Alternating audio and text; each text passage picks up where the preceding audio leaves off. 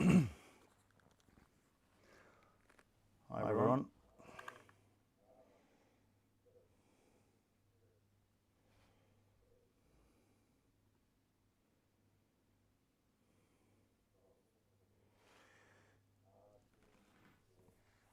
Just need to check if the stream is working.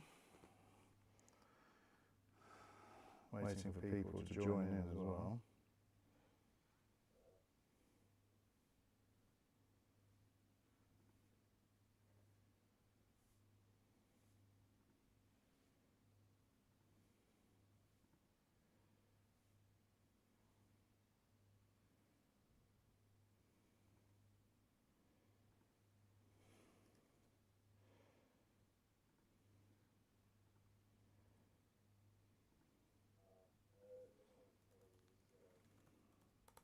Going to have someone join us on the stream as well.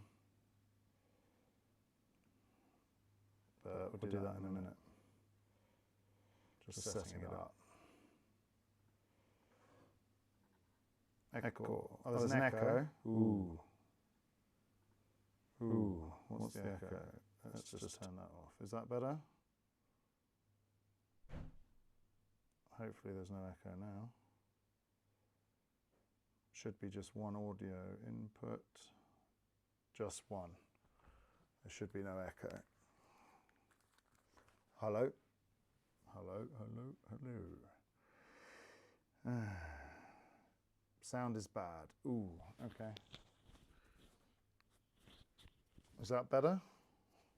I'll have to check this. That's good. Okay, cool. Yeah, I've set it up so we can hopefully do a... perfect, thank you. So hopefully we can do a podcast. I'm going to have somebody come in from another channel and chat online with me. I've got a tyre to fit as well on a new wheel. Might do that on the stream. We'll see.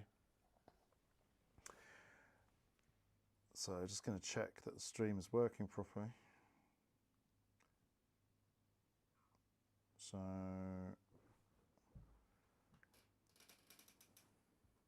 actually, let's just go on my channel. Technology, eh? We've got 7 watching. Hi, everyone.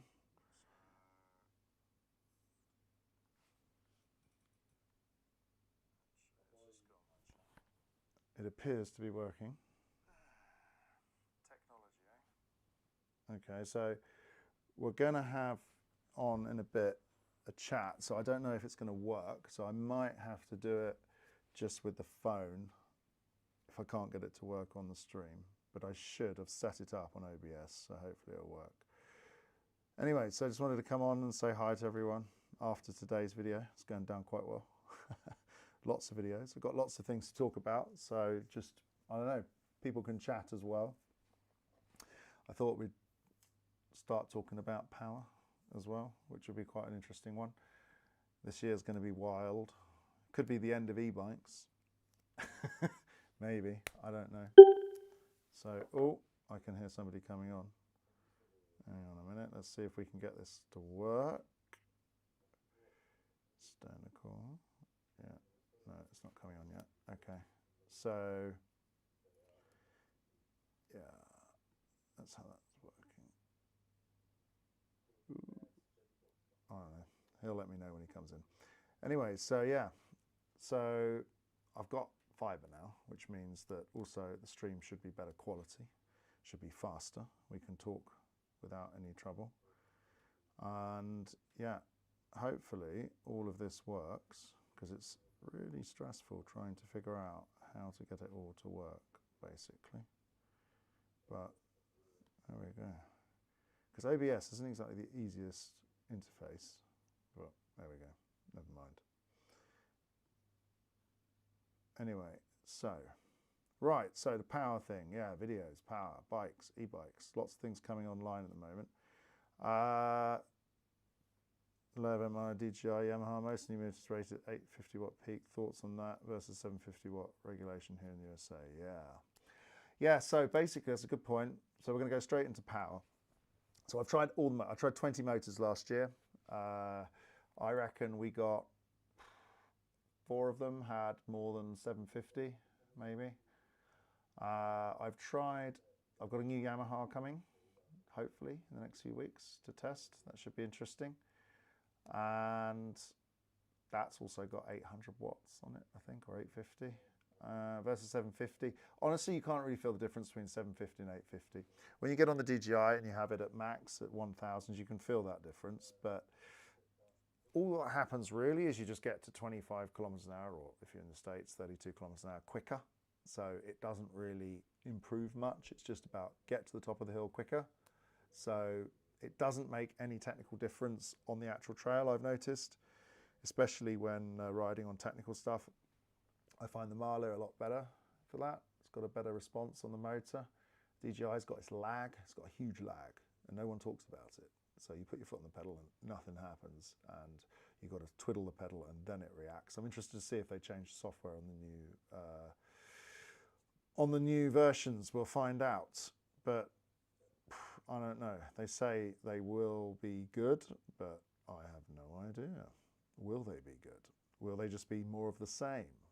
That will be interesting to see. I have no idea what will be happening with regarding to that.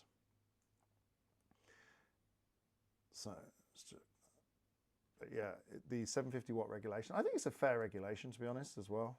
Like, I think if you're going to have that regulation, you might as well, like, just, it's fine. I mean, it's more than enough. I mean, I'm riding the last few weeks on TQ motor, 350 watt peak. It's really good, no stress at all. Really pleased with the motor response. It's very natural, rides like a normal MTB, so you've got your foot directly on it and just reacts. So, but there's a lot of noise being made about the DJI. I don't understand the hubris and the like messiah-like qualities that have been placed upon it, like it's new technology changing the world. It's not new tech. It's the same tech, the same battery cells. It's the electronics. The only thing it's got that the others don't have is it has an integrated SIM card, but even Bosch has that, and it has this touch screen. So the touch screen, you could say, is the only piece of new tech, but that's not really that original. It's got good software integration with other DJI products. Fair enough. So you can start your camera, you can start your drone, it can follow you. That's pretty true. Turn up the volume. Okay, I will. Let me turn up the volume. Where's the... Okay, I don't want to over boost it. Hopefully that should make a difference. Does that make a difference? Let me know. Because I don't want to overcook it and distort it. That should be peaking a bit better.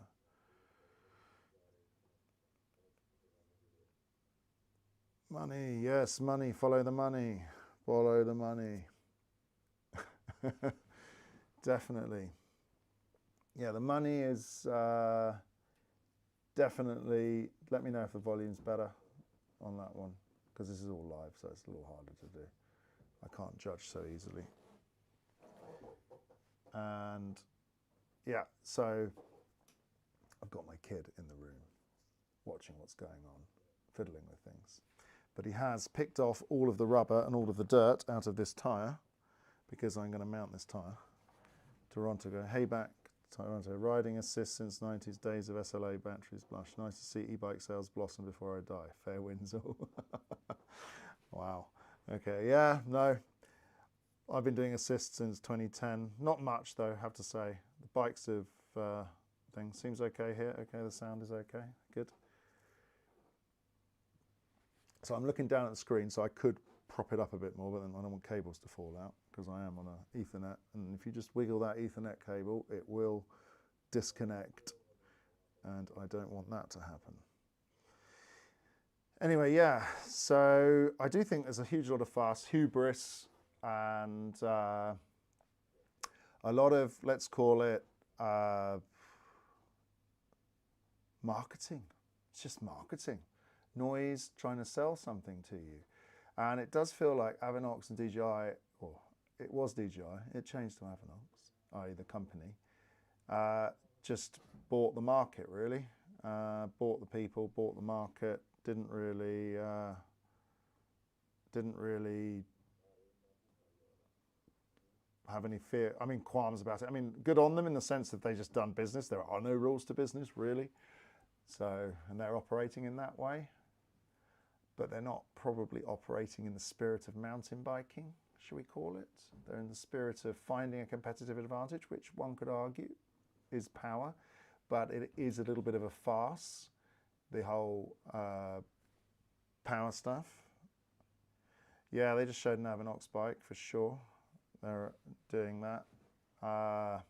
They've all got one. There's 60 bikes coming with that motor. But do you really want, after what happened today or yesterday with the spam botting, do you really want that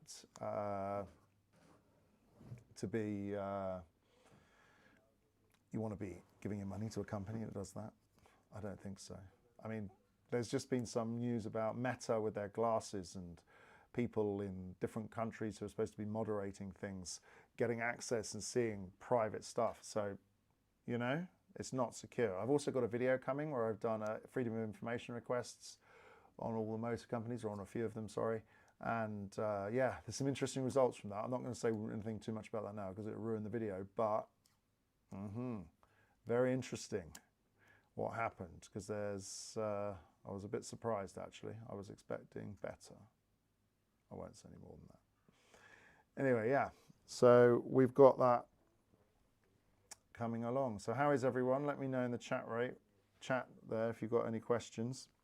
Apart from that, 750 watts. I do think that America set it right, but there is a reason to that, and I have done some research on this, and let me find it, because that's an important point. So let me just go into my notes.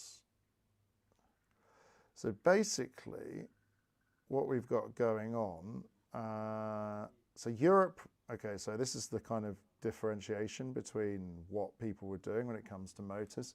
We had, Europe was focused on vehicle regulation, so it's strict categories, power limits, motor standards, and type approval. That was the overwhelming key point. And the reason was that is they wanted to prevent overlap with mopeds, and that was what they were trying to do, because the mopeds are 45 kilometers an hour, bicycles 25. So if they went with a bicycle up to 45, in fact you can get a speed pedelec, but then you end up being in the whole, motorbike. You need a number plate, insurance, all that kind of stuff. So that's what Europe's focus was. United States, so from the research I've done, basically it's had more of a consumer product approach. So they wanted minimal federal definition. The states there managed the road rules, and they wanted simpler technical requirements.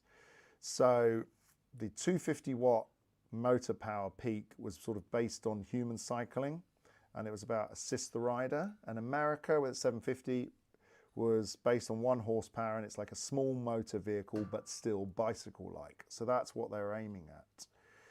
The speed limits in Europe were about 25 kilometers an hour, so it was about matching the upper range of normal commuter cycling speeds, and it sort of fitted with existing bike path regulation and assumptions.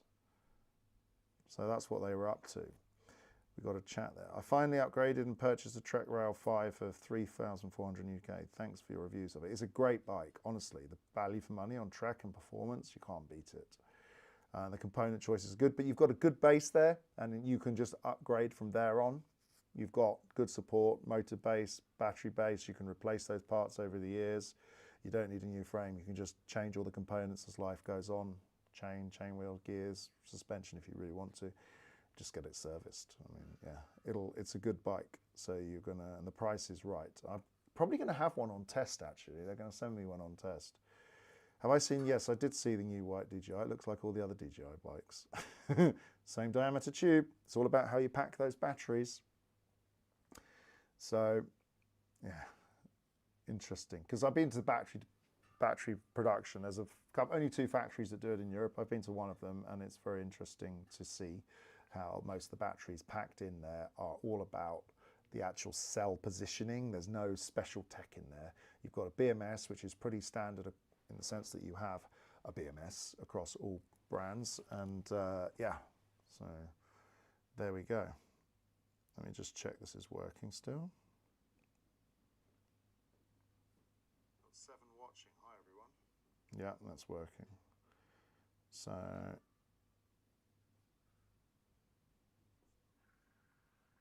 appears to be working. I need a producer, and then they can check for me. Anyway, so back to the discussion. Speed limits.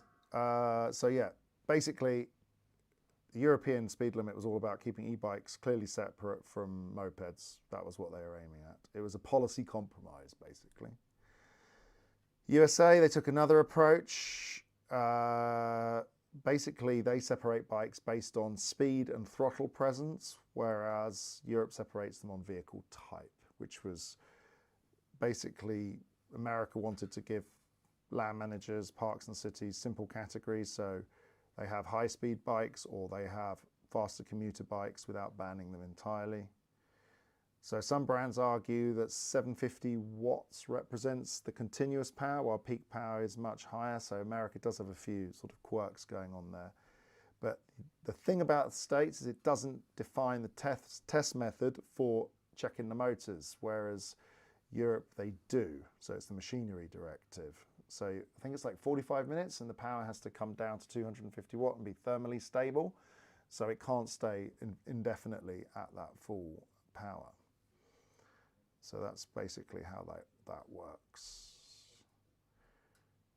So basically, if you take Avinox or DJI, then they launched all their bikes. They advertised on their bikes, on their websites, large numbers about peak power and all of this, which those numbers were relevant for Europe, but not for America. And as soon as America came in, they changed all the marketing. No more mention of the peak power on the websites, but they do mention it with all of their paid-for collaborators. They are properly, I'll use the word collaborator, I think that's a good term. So, yeah, interesting. Let's just see. Okay, I'm just going to let someone know.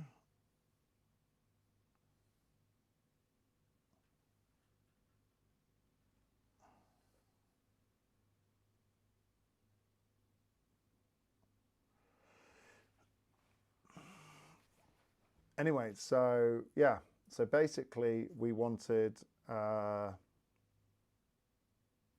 paid actors. That's basically what they are.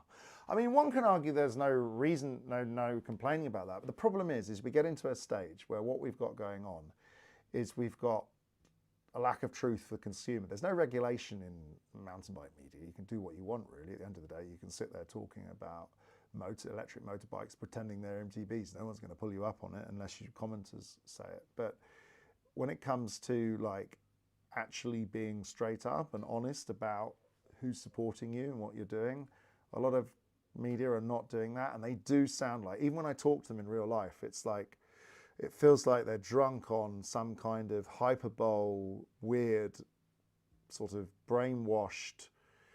I don't have enough words to describe what it feels like you're talking to, and I just leave it. I don't even talk to them or argue about it because it's just like, you know, they're just being, let's call it, not good about it. It's fine to be paid, but it's been overkill. Yeah, that's the point. It's all a bit overkill. It's gone too far. And, you know, we can see that, as we found on my own channel, I mean, I'm small, I'm insignificant. Who cares about me on my own personal channel? On motor.it, it's a different story. I've got a bit more of a voice.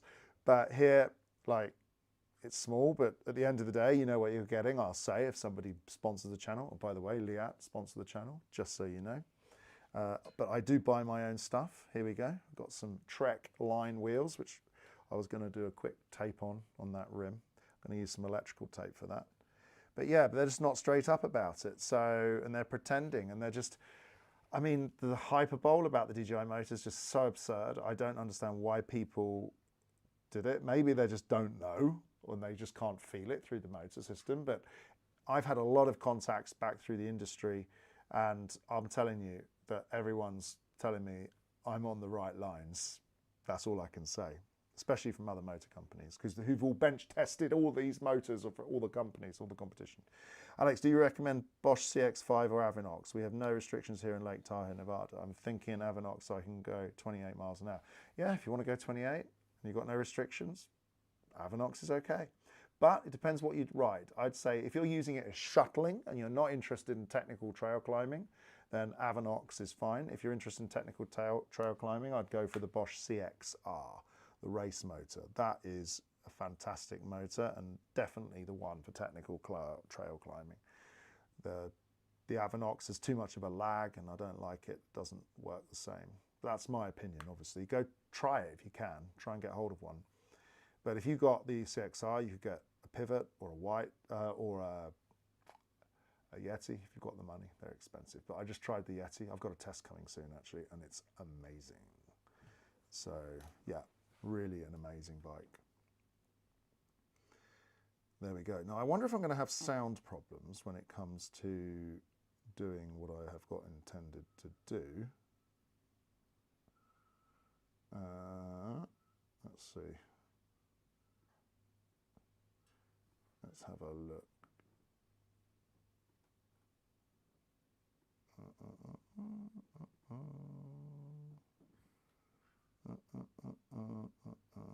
Yeah, anyway, well, let me know.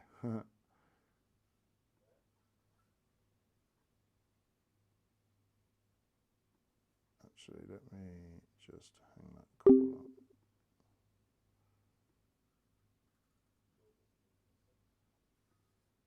Let me just drop that into them.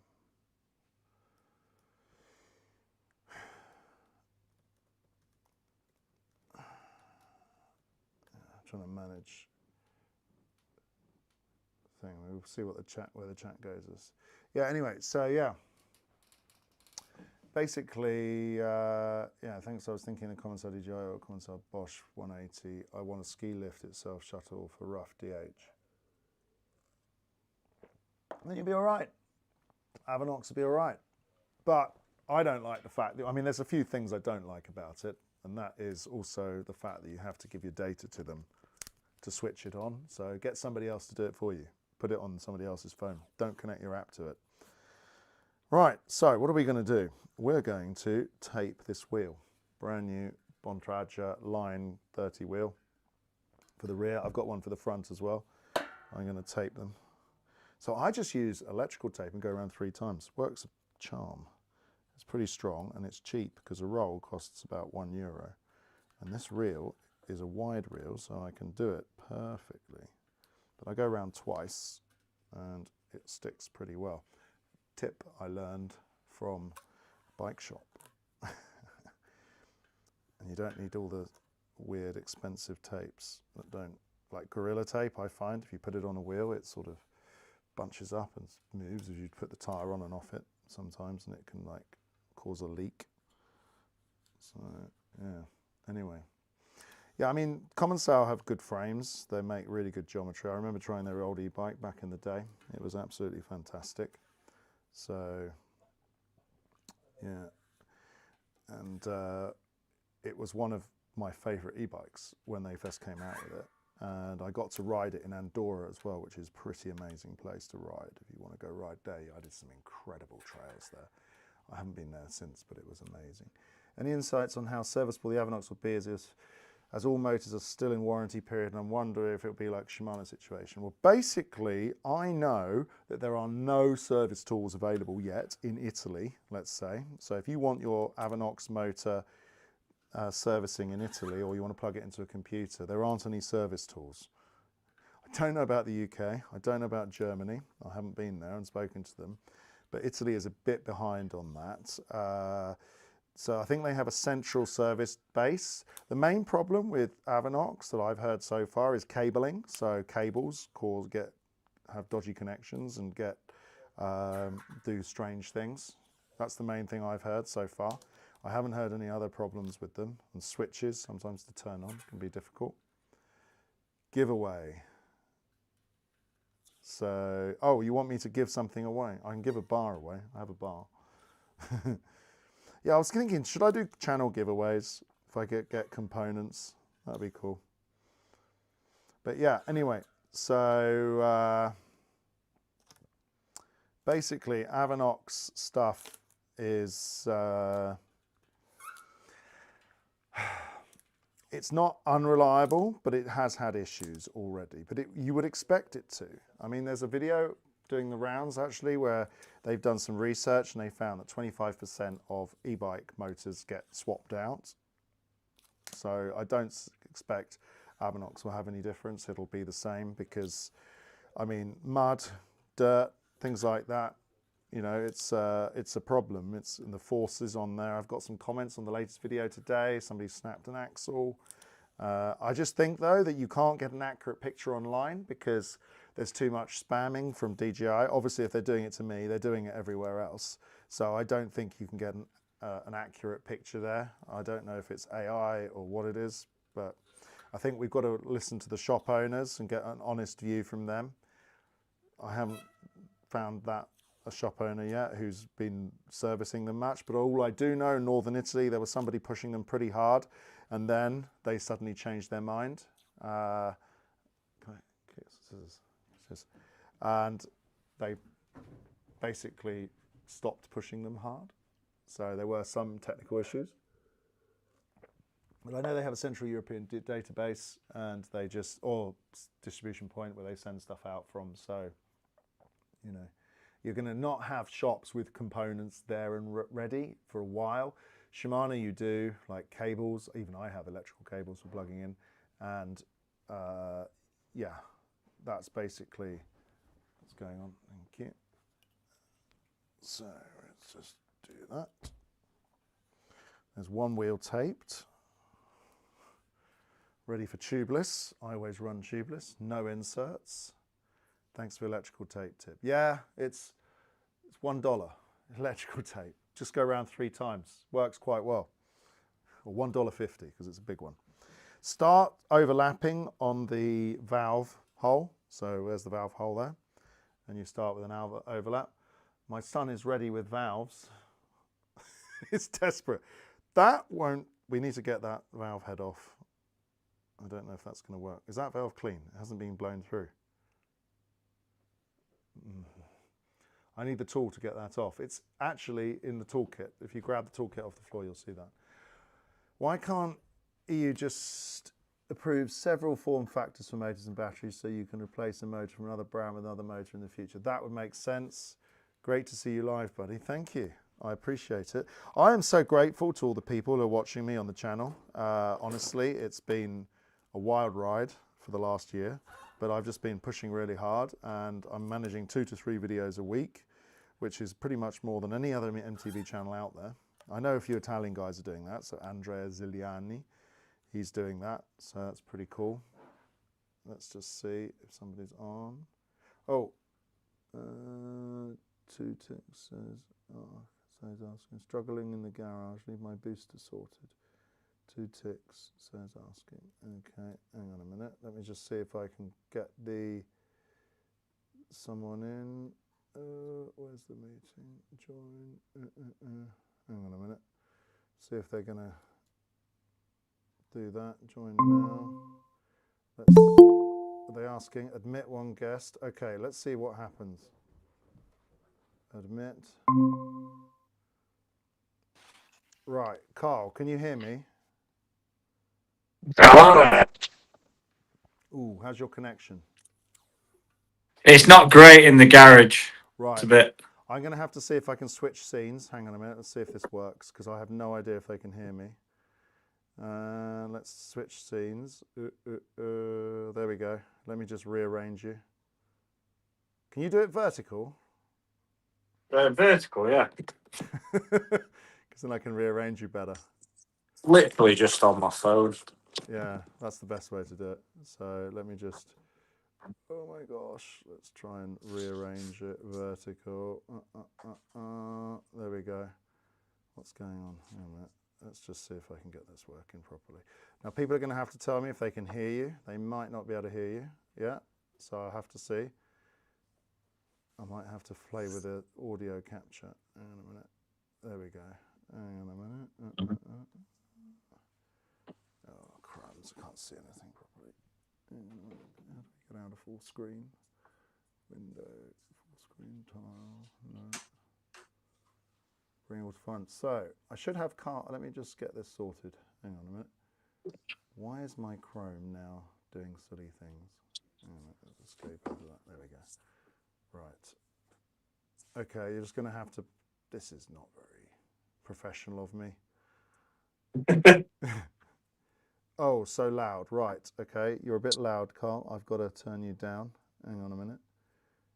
So where's the audio capture? Oh, here we go. Screen capture audio. Say something, Karl. Hello. Okay. Is that better, everybody? Okay, I've turned Karl down. Right. You are appeared on the stream. Okay. This is my first time doing a live call, Karl, and streaming. Sweet. Complex. It's a bit complex. I haven't practiced. I didn't look at any YouTube videos. I just sort of tried it. So, yeah, Karl is louder. Much better now. Right, I've got our volumes right. Okay, I'm not going to fiddle with anything then. Turn up Karl a little bit now, right? I'm going to turn you up, Karl. Hang on a minute. So let's just go up a little bit. Say something, Karl. Hello. Okay, there you go. You're up a little bit more now. I don't even know if the audio's synced either.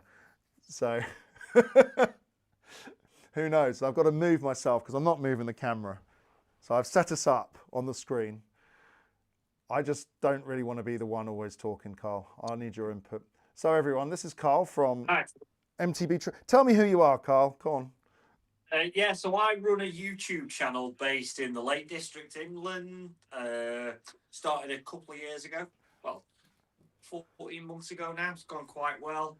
Ride all the Lake District mountains, Scotland, and it's gone really well. I only started mountain biking a couple of years ago, basically, so it's kind of a journey through my progression and doing all this mad stuff on the mountains now, basically, and having lots of fun. Yeah. So you're basically. So you're basically a hello DJI Motor, very, very good. Somebody's joking about my video today. No, so you're basically new to the sport. Should we say it like that? But you've yeah, pretty new. I mountain bikes as a kid, obviously, as you do, hardtails, whatever. And I had a brief spell in 2010 where I had 6 months on the bike. Doing trail centres, but I sold it because I was going to the Himalayas to do some big mountains. So I couldn't risk getting injured, but it was always there in the back of my mind. I want to get back into mountain biking. And then back end of COVID, like, I wasn't in the best physical shape. So I was like, right, I'm going to get back into mountain biking.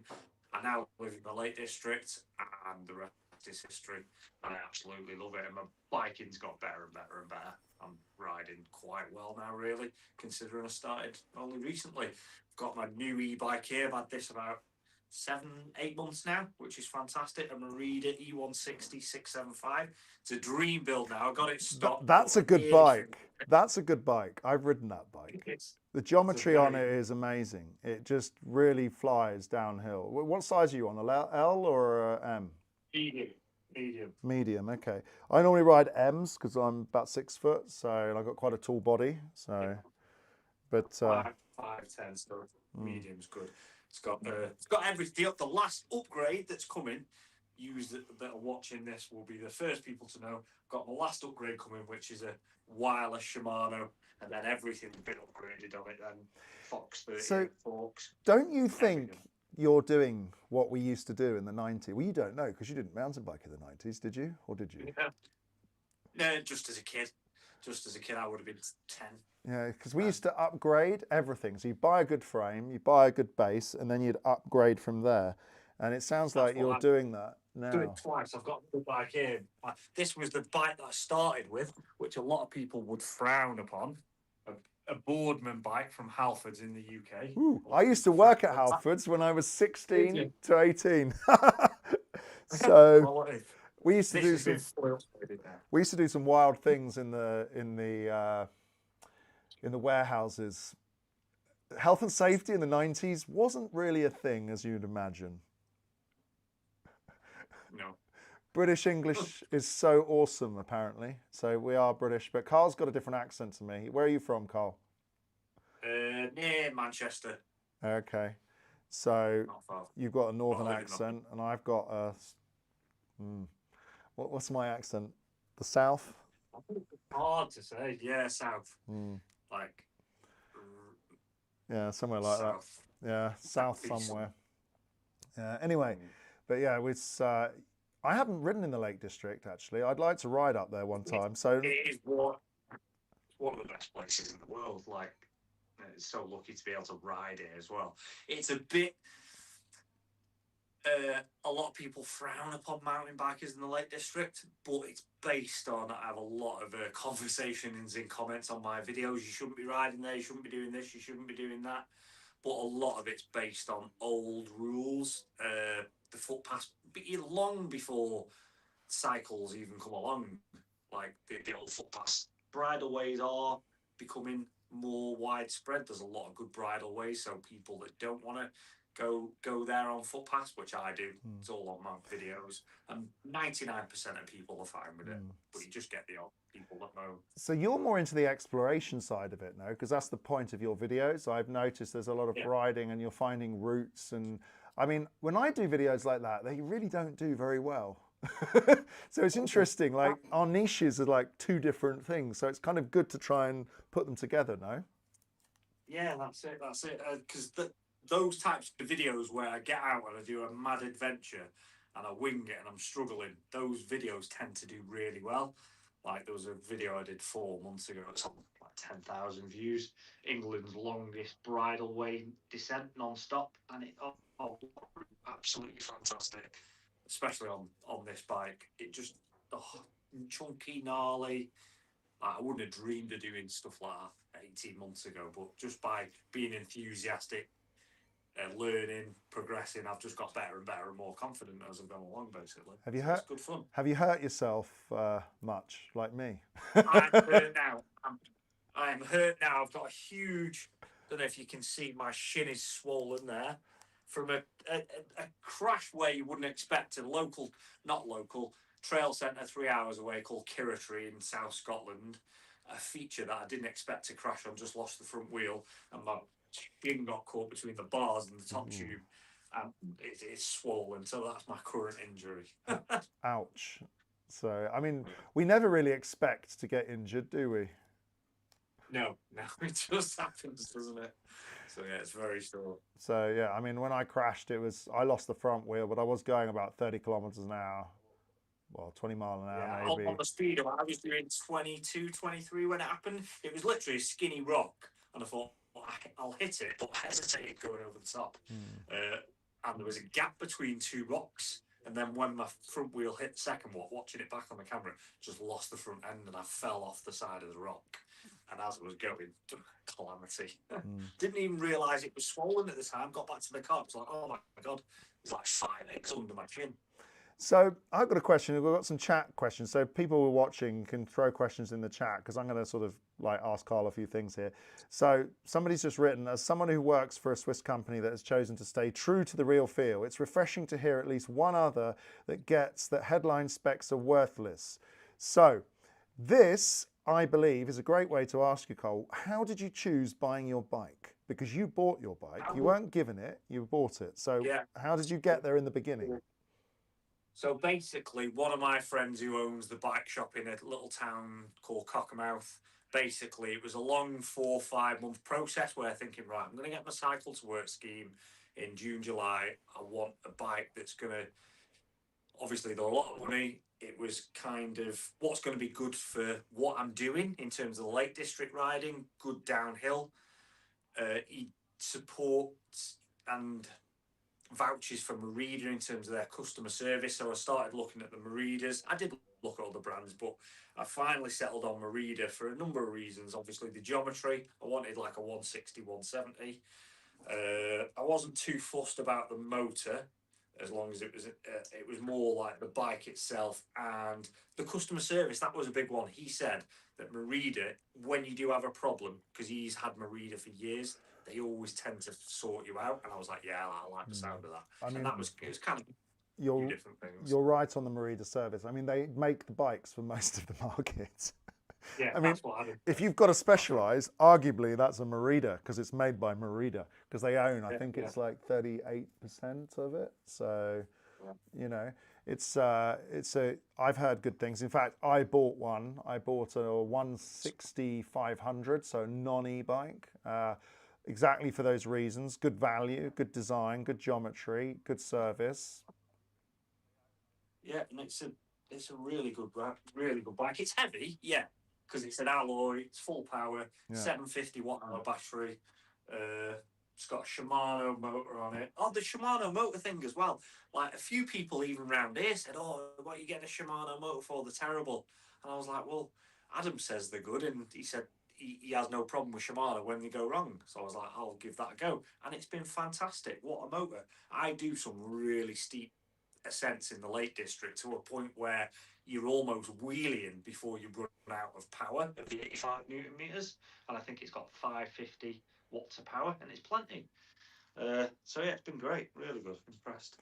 Well, I mean, at the end of the day, that's if you're having fun. I mean, and the motors. I mean, the relationship with Shimano is a really important one between the shop and the service tech who's responsible for it. I've noticed when I've been there, if they can just pick up the phone and just call direct and just know who to talk to, they get things sorted pretty quickly and easily. But that doesn't always happen. So I think that's when they have issues. But you know, but the motors, I've taken one apart before and they're very compact and densely built inside. So I don't know how serviceable they are outside of that. But I want to visit a service centre in the UK actually and find out who they, because it's actually where I went to school in the town of Fordingbridge, and there's one of the main service centres for rebuilding motors in the UK, and I want to go there and see what they have to say about e-bike motors without like censoring it. There's a place in South Lakes that does Bosch motors. I know that. Yeah. I think it's just a guy on his own that's what do you call it? An authorised repairer of Bosch motors, but I don't know about Shimano. Yeah. So here's a question. How did you do your research for finding your bike? Because you obviously weren't, well, you followed it a bit on the sidelines, but then when you took the plunge, obviously you're spending a lot of money. Like, how did you decide who you're going to listen to? Did you see any like holes in the people who you were listening to? What went along? Yeah, it's a difficult one. A lot of people were saying different things. I mean, Adam, because he owns the bike shop, I was riding with him quite a lot. There was a few guys coming in and out the shop that had Meridas, like the older version prior to this. It was an orange one that I really liked the look of. And they were all saying how good they were. Like 3 or 4 guys. There's one guy called Eddie goes in there with his orange bike, and I was like, "Oh, what are they like?" And all I heard was good things about them. And then when the one thing Adam said, he said the geometry on Meridas is always spot on. They always tend to get it right. Yeah, that's true. I like the sound of that. And then when this green one come out, I loved the colour. I was like, right, really fancy that one. And it had a bigger battery as well than the orange ones, the generation before. Yeah, those because you've got the 675, which has got the bigger battery. There's also the 975, I think it is, where they give you like the battery modulation options, so you can have like smaller or bigger or what do you call it, an extender on there. And you get an extender on this. I'm considering that. That's goes on here. It's got 2 bottle nuts here, so it takes up the whole thing. That's 360 watt hours. So that'd be 11 watt hour. Here in the Lake District, I would use that. I often run out of battery when I've still got energy left, which that's just where I ride basically. How many meters are you doing? Because we're getting to an important point here. We're going to talk about, because you asked me what are we going to talk about, and I said, well, I don't know. We'll talk about everything, but power. Okay, so your motor, I know, peaks at about 590, 600 watts max, I think. And so what's going on there? Like, are you running, how many meters of climbing are you doing, or feet, if you want to do it? 1,500 meters, 35 to 40 kilometers. A lot of it's boggy in the Lake District. So when you're on a boggy climb, it really does sap your battery. One thing I noticed, because one of my good friends who you'll see on the videos, Kurt, he's got a 750 watt hour battery. he rides a Bosch motor, the Bosch Gen 4. He's 14 kilo lighter than me, but I've been managing to get this battery to last as long as his, which is interesting. Okay. Roughly the same weight of bike. He's got a Gen 4 Bosch. My battery lasts a little bit longer. I think I do a bit more fitness on the side than he does, but that's an interesting point. When we do exactly the same rides. Yeah. Interesting. No, I mean, my experience of the Shimano batteries, the original Shimano ones, they were 500-watt ones I tried. I think I tried a 600, I think there was. They did something once. And they didn't I mean, I reckon with a 500-watt-hour battery, you could do 450 to 500 meters in turbo. So, no, hang on a minute, you could do that 3 times. You could do about 1,200 meters of climbing for my body weight, which is about 90 kilos on a fairly heavy bike in turbo. Or maybe the 2 runs in turbo, 450 meters twice, and then another 400 in trail or eco. And yeah, it wasn't bad. But the Bosch system, like, I found it to be consumption-wise reasonable. But the one that's always surprised me the most for battery consumption has been Yamaha, but I don't suppose you've tried that, have you? No, not tried the Yamaha. But yeah, someone says, do you hear any rumours about Fatsour Porsche? Are they going to release something? Ooh, I've heard that they're making motors, but I don't know what they're doing. Because I know TQ gave up on making the full power motors because they're like, well, there's too much competition. We'll specialise into the smaller motors, so they stayed on that. And I think they've done a good job. TQ motor really interests me, really does. Like, because I do like that. Yeah. My next bike will definitely be a low power one, I think. Yeah, I mean, the low power bikes are an interesting concept. I mean, someone's written here, Shimano tends to assist a lot at the beginning, but not as powerful at the top end. I would agree with that. And the recent bike I tried, the Chilo, that was an interesting bike because they had their own motor map on it. And that Shimano motor felt different. So they gave you more of an assist at the beginning, a bit more of a hump, moving that line across.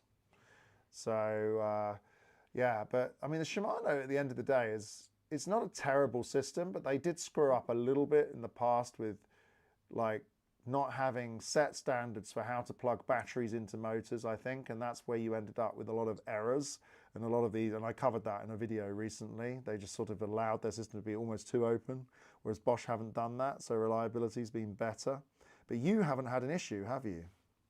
No issue. I thought I did.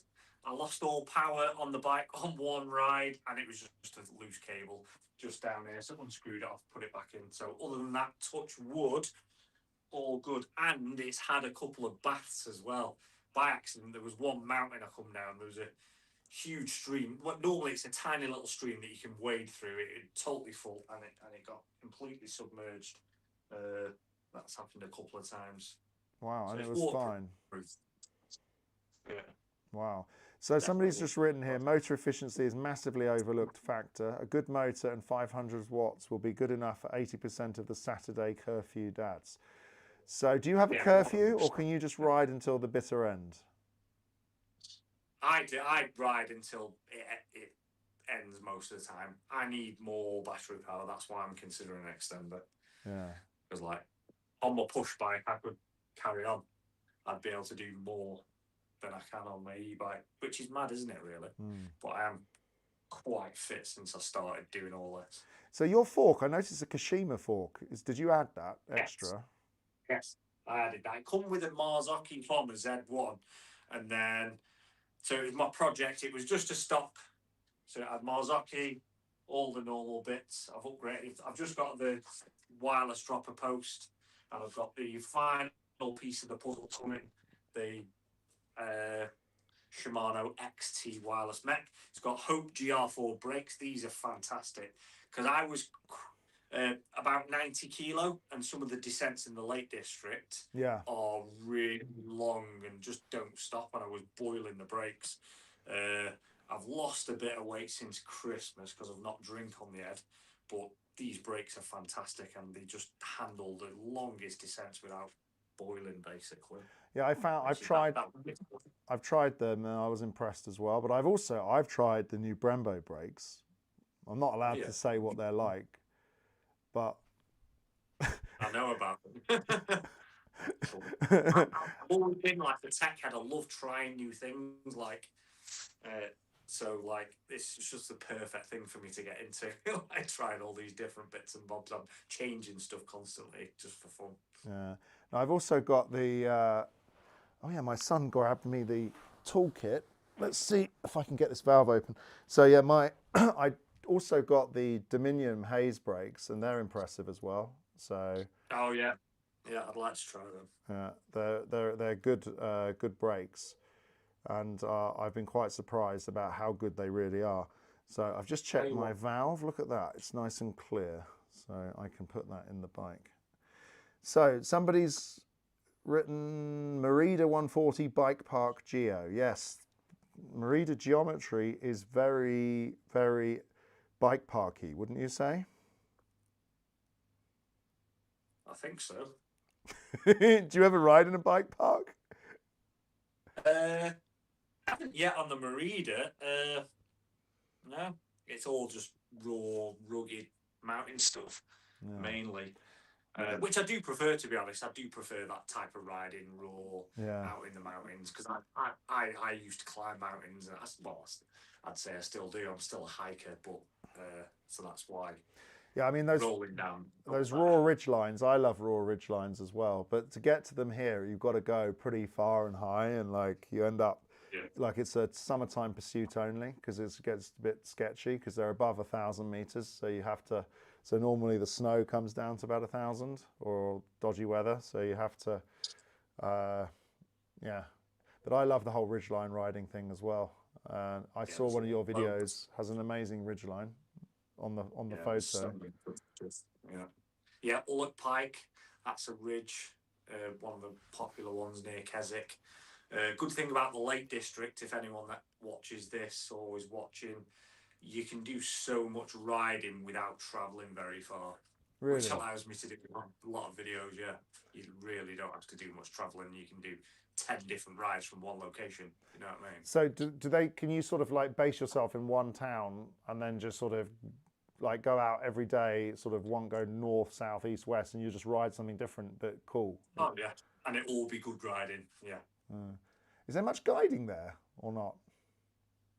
It's not.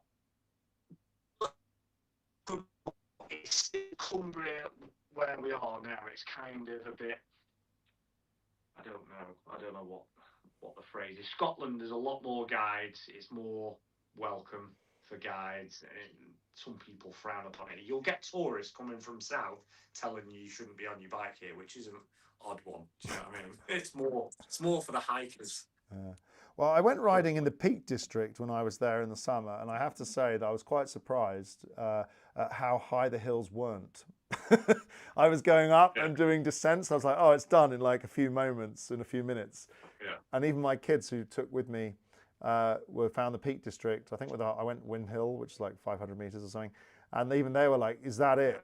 Because we're used to sort of very long rides. So, I mean, how long are the average descents in where you are? Or just, I mean, what's the longest, what's the shortest you've got? Well, top to bottom, I've got a few top to bottom videos on YouTube. So, Skiddaws, 3,000 feet. Okay. You can get to the bottom in 12 minutes if you fully go for it. Wow. 12 minutes, one descent's pretty good. Blencathra, similar. I've done that in 14 minutes. That's 900 meters high. Okay. There are some ones that are slower that are more gradual that are much better. Like the longest bridle wave, it's called. It's not far from Scarfell Pike, that ride, and that is one fantastic descent. It probably takes about 45 minutes to an hour to do the full descent, but it's a lot more gradual, and you get a lot more bang for your buck on those types of rides. So yeah, there's just something for everyone as well. A lot of beginner rides. Yeah, I have a ride near me where, well, the climb up's a bit brutal, but the down is 45 minutes to 1 hour descent. Quad pump. Which is pretty wild. Yeah, with class. Which is obviously a great way to ruin your arms and hands and get arm pump if you don't have a good brake. So you got to chill. You got to ride chill. You know. So. Yeah. So they've got a comment here. Hope brakes are totally awesome. By the way, that's how I discovered the beauty of British English. I watched their old caliper alignment video and fall in love with it immediately. Yeah, Hope do make. I've been to their factory. It's very impressive. Have you been there? No, I've seen loads of videos of it. It is a cool thing for anyone that likes Hope stuff. I did a video on my Hope brakes recently that's done very well.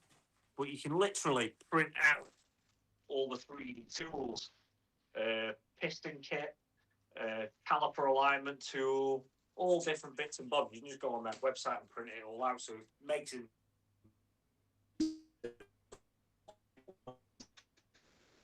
Oh, you're getting a little crunchy there on the sound.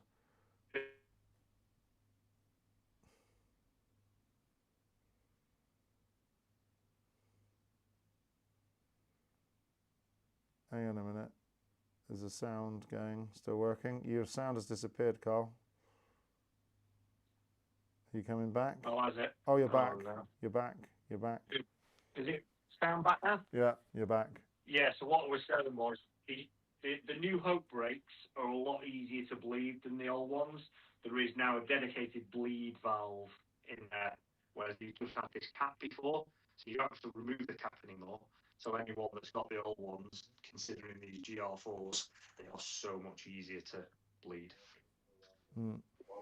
Apparently you've turned into a robot. You're not working for AI, are you? You're not an AI robot. You need an Ethernet cable and a hub in your garage.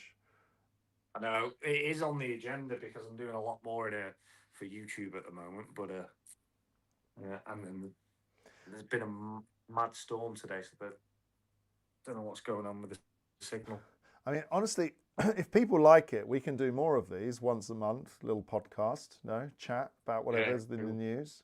What do you reckon? Yeah, sweet. It's got to be done. So, I don't know if you can hear me. Yeah, we can hear you now. There's it. Oh, you the old beast. Okay, the signal dropped. It's come back. There we go. Anyway, so right. So what have we got? Oh, you've switched to. Oh, your video's back. There we go.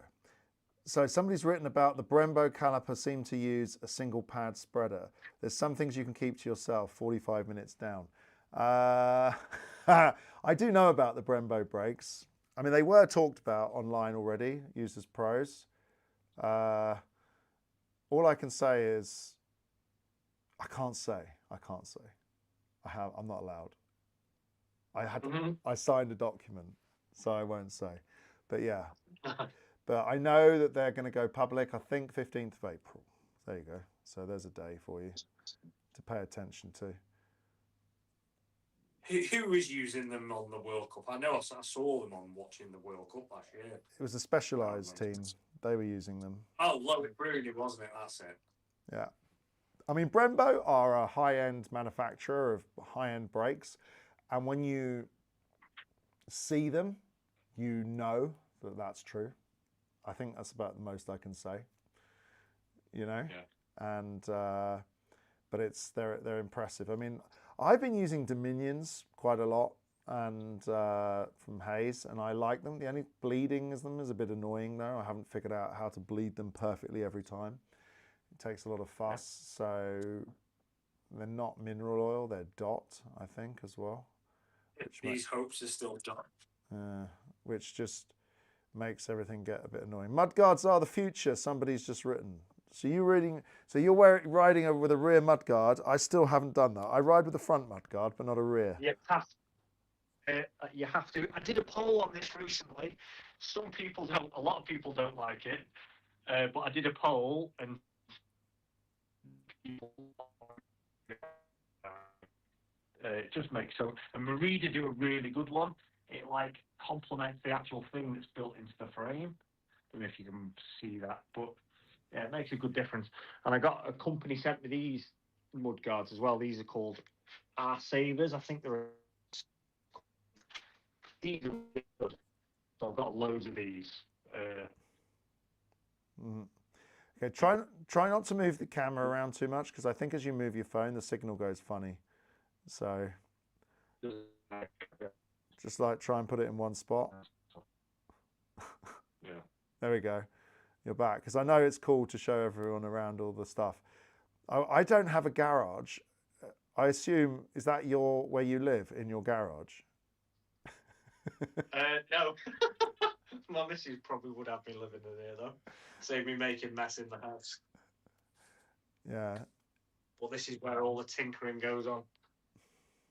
Oh, somebody's asked me, by the way, what happens if you ride something which is under embargo, an unreleased new product, and someone on the trail asks you about it? Yeah, I just tell them, because most of the time they can't be bothered to say anything. So, like, it's not like you go out and everyone's there like trying to take, it's just like it happens. But it doesn't happen that often much anymore. But I have signed some NDAs recently for various motors and bike stuff that will be interesting. But I don't mind not saying anything. It's like something that, you can just, I don't know, whatever. Doesn't really matter. Like people find out when it comes. I mean, they're trying. Sometimes they do these embargoes though, so that people don't. How do you say? They sell through all the old product before the new product is launched. So yeah. But I broke an embargo once. Well, I didn't break it, but my editor did at the magazine I was working at the time, and it annoyed Santa Cruz. And to this day, they still hold it against me. Oh no. Oh, by the way, it says UK internet quality for the win. Yeah, I'm on the 4G. Oh, you're on 4G. Okay. Yeah. So do you have? I mean, here's a question. I've noticed where I live, my internet costs are a lot cheaper than the UK. So how much do you pay for your internet a month? I know this is not a tech channel. £30 a month? 30 gig? For 30 gig? £30 a month? No, for 1 gig. £30 for 1 gig. What? Yeah. Wow. Is that expensive? Well, I pay €12.99 a month, and I get 200 gig. Oh my god!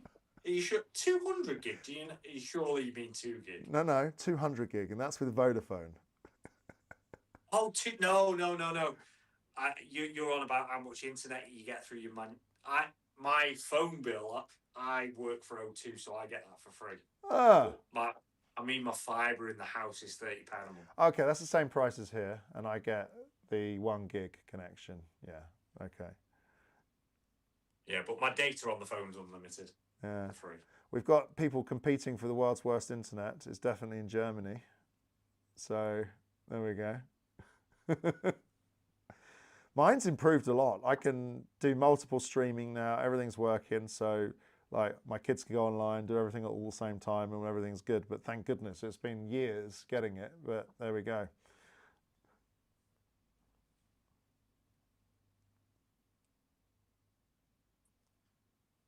Can you hear me? Have you disappeared? No, you're there. Yeah, can hear it. Good, good. All good. So anyway, let's have some more questions out there. Anybody got any questions about bikes and power, etc.? And we'll get Karl to answer some as well. So Karl, I'll start with one question, Karl. So imagine I give you 1,000 watts and I give you an 800 watt hour battery. Are you going to be excited or are you going to be worried? Oh yeah. Don't know. I don't know. I wouldn't be that enthusiastic about 1,000 watts, to be honest, because I like putting effort in. Like, I was very reluctant to get an e-bike when I got one, because I'm quite keen on the fitness side of things as well, because I come out of COVID wanting to get fit. I was like, right, I know I love mountain biking, so it was kind of that. And I knew a lot of people say, yeah, EMTB, you stay as fit. In my experience, you don't. I tracked my fitness, my cardio fitness was getting lower. It's still a great workout, but in terms of your cardio fitness and your leg strength, going from your push bike to an e-bike, you definitely lose it. But I've been focusing a lot more on the push bike this year. So going back to the original question, I digress. No, I wouldn't be excited about 1,000 watts. No. The battery more, a bigger battery, definitely. So you want, because I know they're all coming with, I mean, this is not embargoed because I'm not saying a brand, but I know most of the brands are coming with like 900 watt hour batteries. I know. It's scary. There is more eyes on this now in the UK media. Like our local politician is like blurring the lines between e-bikes and these electric motorcycles, just lumping them in. I actually posted on the politician's Facebook saying, please be careful, it's blurring the lines, there is a distinction. And that power race is a bit worrying because it could cause us issues like in terms of trail access, all that sort of stuff. Yeah, definitely. I mean, I've noticed with, so I don't know what it's like there, but I've noticed a lot of the food delivery riders are using e-bikes, which are all unlocked. Yeah, all in our town, not pedaling, flying around. It's crazy. Yeah, and then and going near pedestrians with an unlocked bike on an accelerator is risky, because Do you have Surons? There's loads of Surons, kids flying around, clearly illegal. Could have a crash. It's frightening. It's just. I mean, not so many doing that around where I am. People are still into motocross and enduro riding, so so that's still a big thing here. So you see a lot of that. But no, one thing I saw on the BBC News actually the other day, which I don't read very often, but it was on there, was a story about a woman she was injured or almost injured by an e-bike, and they just called it e-bike on the BBC, which is a massive bit of misinformation in my opinion. Yeah. That's it. It's too easy for it to happen. Just get lumped in the same category, and then what happens? And all this power race, 1,000 watts, 12. Where does it end before like they say no? That's it, banned. Yeah, it's an interesting one. I mean, I want to ask the brands actually, especially the ones who are pushing the really big numbers, to say to them, hey guys, like, can you explain to me? Just ask a normal marketing person or just an average person, can you explain to me how 1,300 watts is 250 watts? And actually sit there and wait for them to explain the technical way that it gets there. Now, is it? It's not. And if they can't explain it, then and you need an engineer to explain it, then there's something wrong with it. Do you know what I mean? Yeah. So it's kind of gone under the radar, my gut says, and they're just pushing it. They're pushing the rules. I mean, Bosch did say this last year. I've got a video on my channel from about 10 months ago from when they were talking about upgrading the power.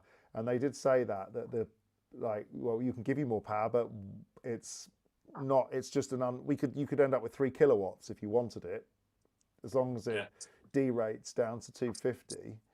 And it's sort of that's why they sort of push the 750, because it's like, well, that's the American rule. We know we can meet that and the federal rules. We know it's reasonable, but we don't even recommend using that because you're going to consume 25% more battery. That's what they said. If you put the more powerful option on our motor, you will use more battery power.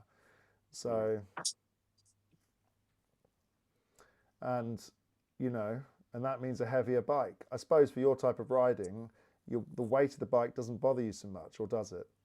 No, not really. I mean, you have to lift it over turnstiles and stuff where there's fences, but in general, a lot of the descents there's corners.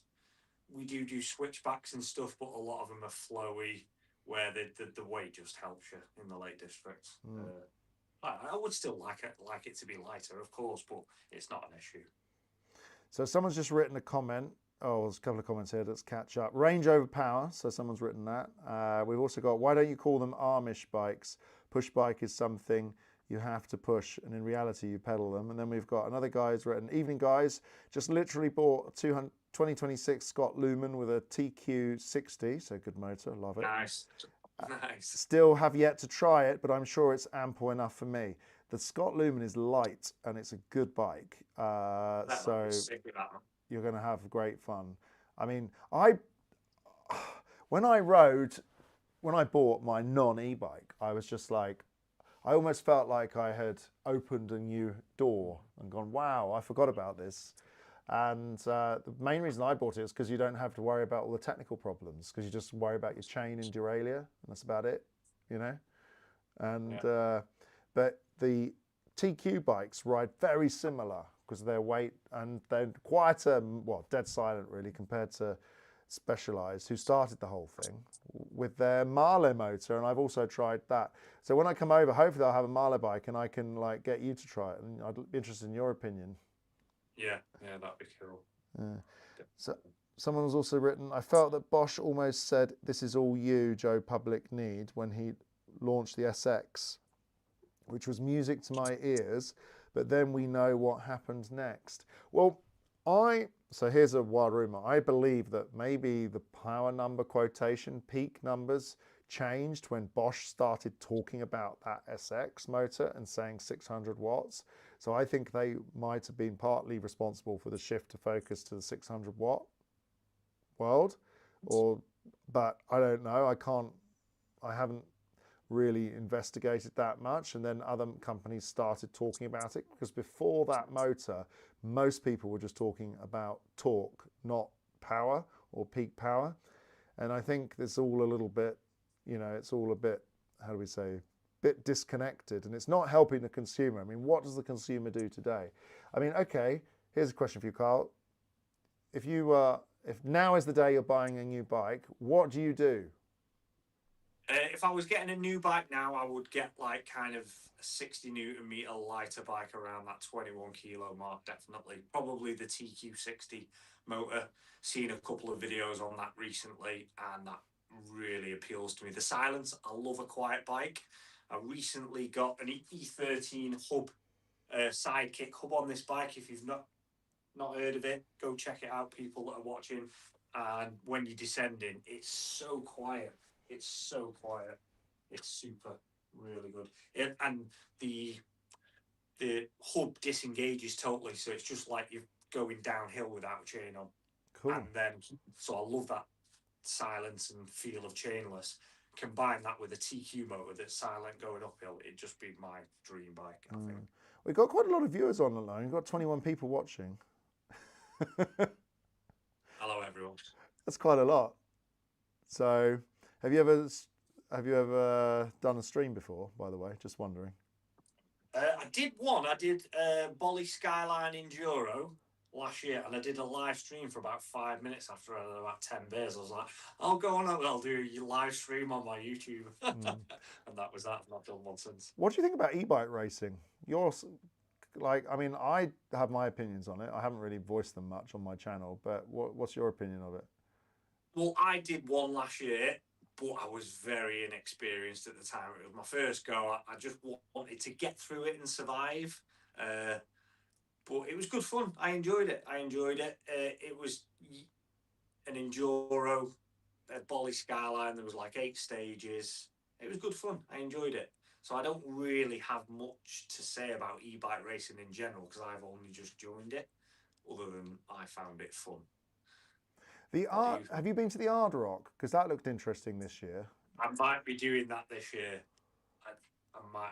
It might happen this year. I was riding over there last week. They got some interesting trails. Are they pretty long, and they look well oh yeah, they're fantastic. One of my recent videos, which is called How Does This Trail Exist?, is riding Hard Rock trails, literally right next door to it. And there's some fantastic, there's not much altitude, it's very up and down, but one of the tracks on my latest video, it's like a bobsleigh track. It's one of the coolest tracks I've ever ridden. It was so good. And there's a place called Dale's Bike Centre over there. They invited us over and we rid with them, and they're going to try and get me a ticket for Hard Rock because they'd sold out. And I was like, oh, I really want to get on it now that I've been here. And she said, I'll try and sort you out, so we'll see.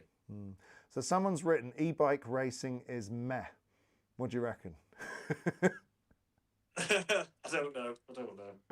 I mean, I can give my... I might do Hard Rock on my push bike, on my pedal bike this year, but we'll see. I mean, I think e-bike racing, at the end of the day, if it's fun and you're having fun, and it's like for like everyday people, I think it's cool, you know?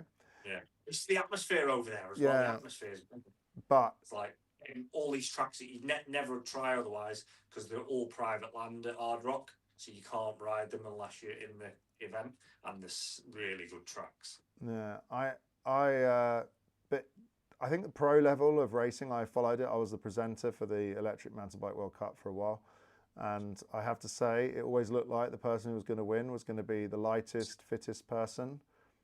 You know, that's something that I noticed.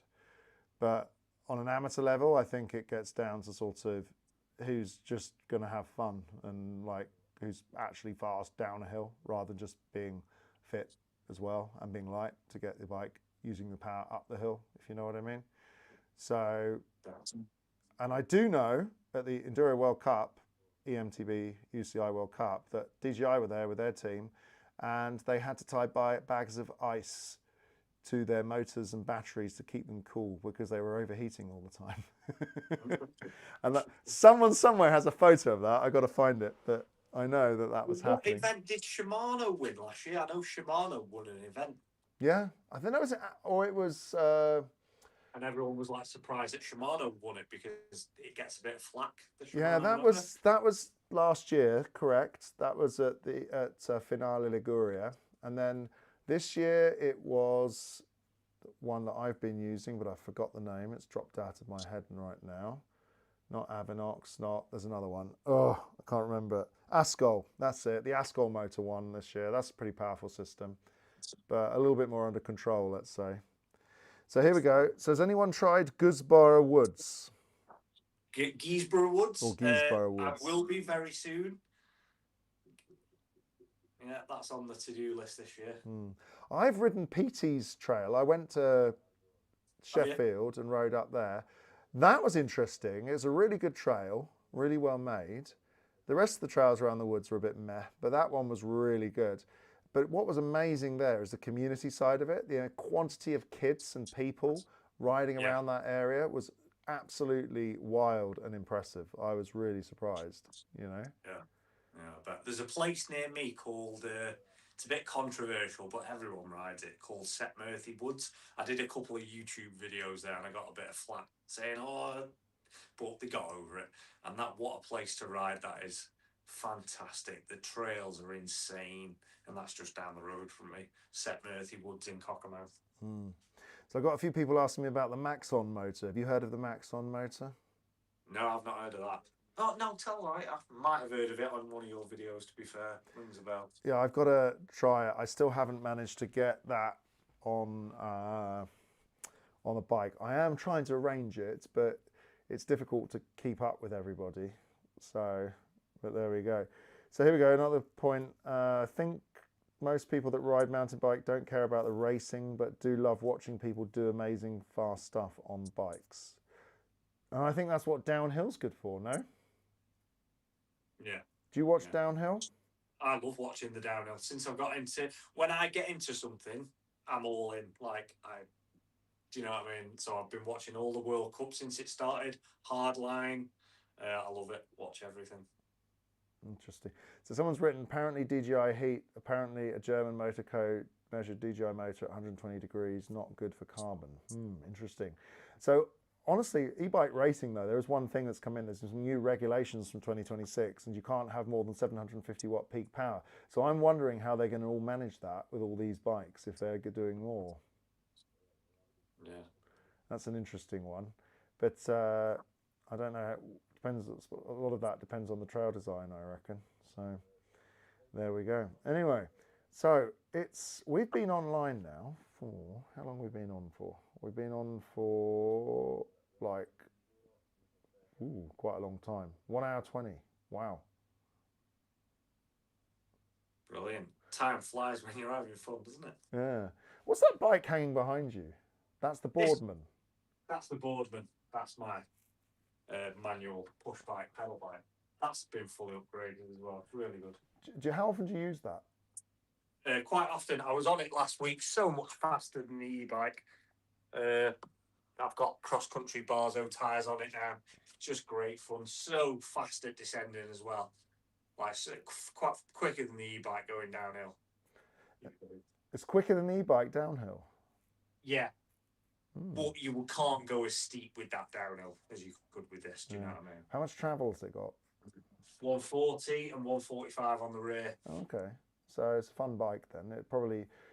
Very fun. It probably pushes off well and you can pop if you like. Yeah, so it's got the riser handlebars on it as well, which I love. Love those riser bars. Mm-hmm. Really good.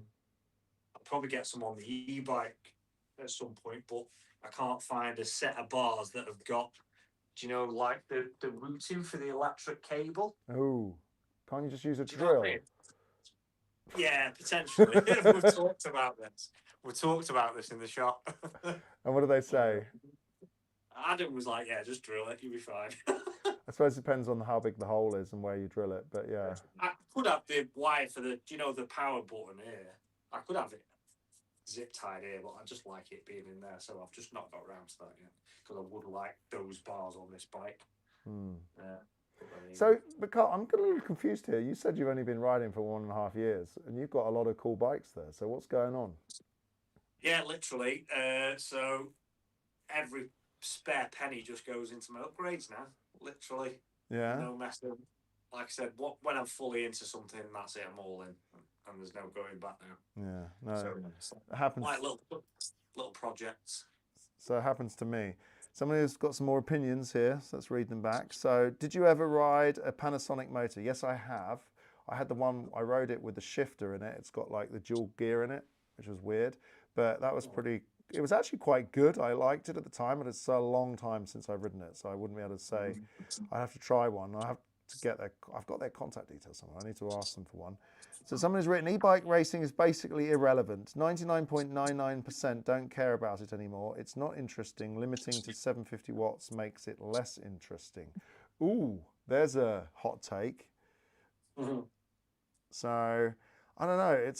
I think a lot of it's about trail. I mean, at the end of the day, I think most people use e-bikes really for just getting to the top.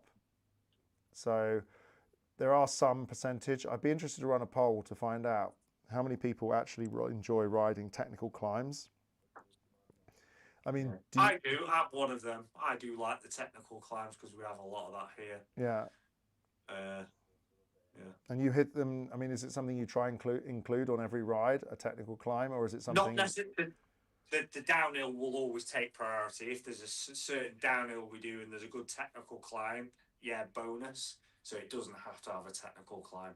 Like the video that come out tonight on my YouTube channel is a trail centre close to where we are, South Scotland, and it's got fantastic climbing for an e-bike in it. It's probably 20, 30 years old, and it was like the designers of the trail centre knew e-bikes will be coming 20 years later because there's bits of it you would struggle on a normal bike, full of techie rock climbs. Beautiful trail centre, incredible. That's where I got my injury.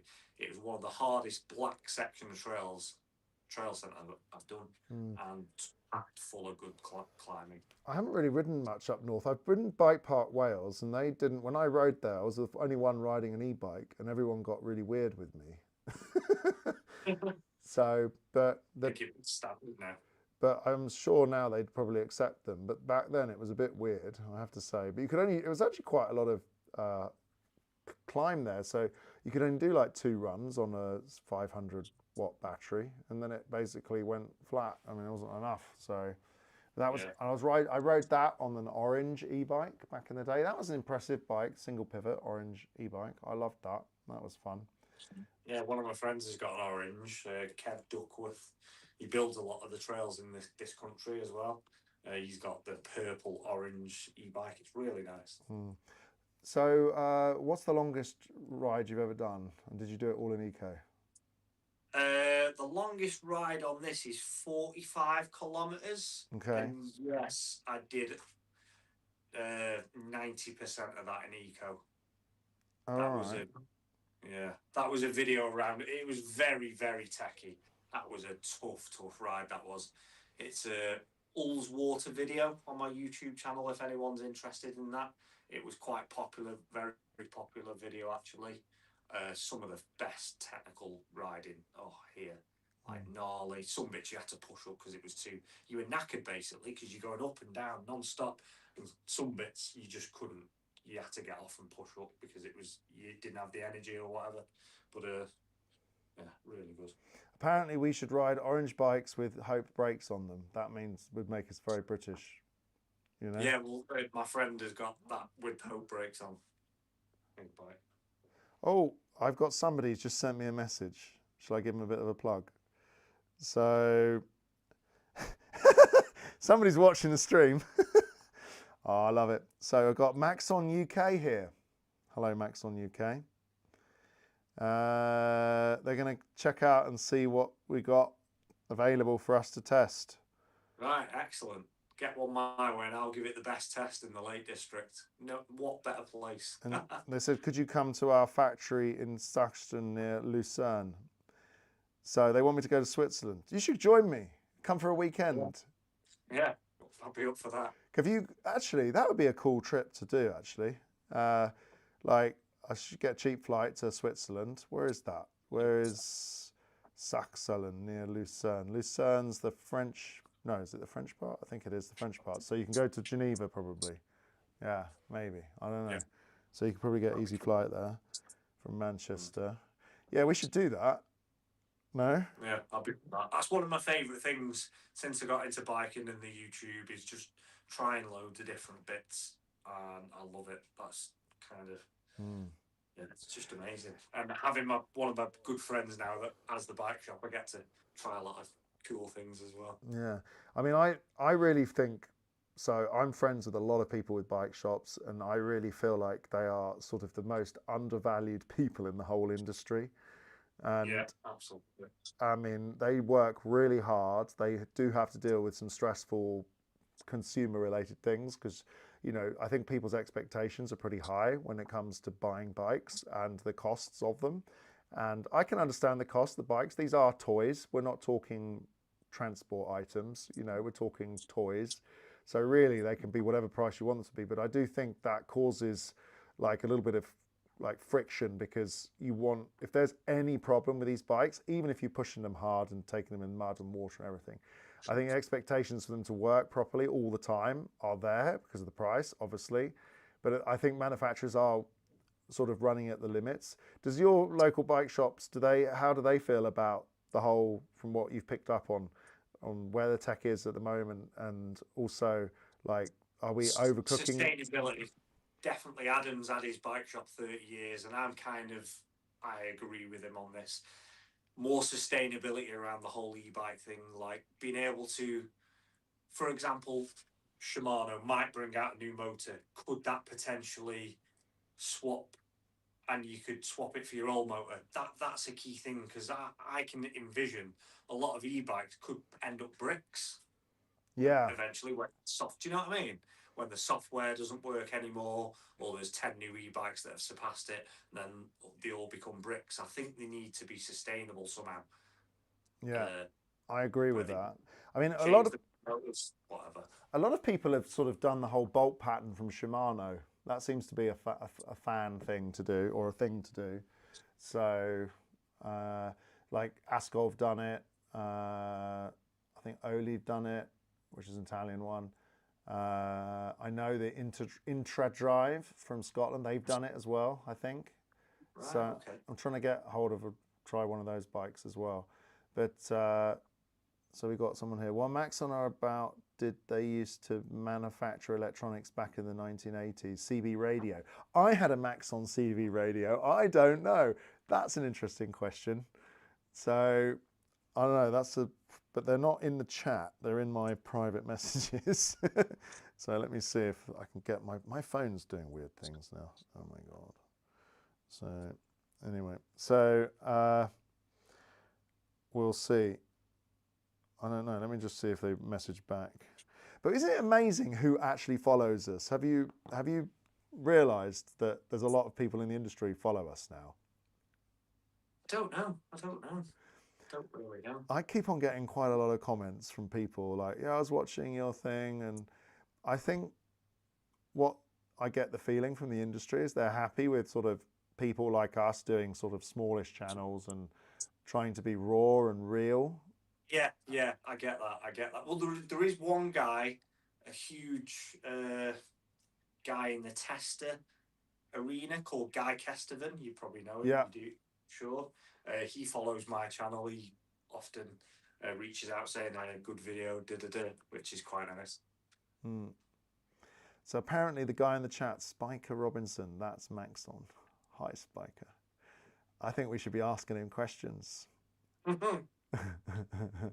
So, like, but here's a question. Isn't being a motor maker almost like a lamb to the slaughter at the moment? The amount of controversy and stress and trouble, and it's like everybody wants to kill somebody. Like they want Bosch to fail.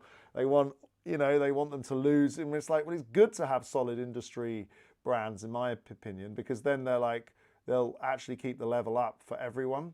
And yeah, and differentiating as well, bringing that to the table. Right, what are we doing that's slightly different?